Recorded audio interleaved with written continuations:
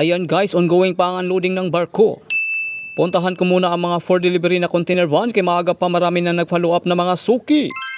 Ipabunot ko lang sa pagkasaksak ang mga refrigerated container para maikarga sa mga truck at mai-deliver na ito. Pero bago ang lahat ay i-check muna ang mga temperatures, baka tumigas ang hindi dapat patigasin. Kasi nga, iba-iba ang required temperature ng mga suki. May chilled at frozen. Wow. Ayan na, naikarga na sa mga trucks ang for delivery ng mga refrigerated container. Wow. Ready for dispatch na kasi kay may release order at gate pass na. Kaya let's go na sa mga suki. Ayan na mga suki, on the way na. Grabe ang effort namin guys dahil sa motto namin na on time all the time. Dahil sa motto, laging naghahabol, baka kami malate sa delivery.